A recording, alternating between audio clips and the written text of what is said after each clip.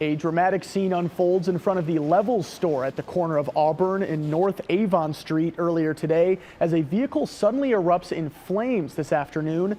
Firefighters quickly responded to the emergency, racing to the scene to contain the fire. While no injuries were reported, the fire was intense enough to require firefighters to hose down the roof of the Levels store to prevent any possible damage to nearby buildings. The exact cause of the fire is still under investigation.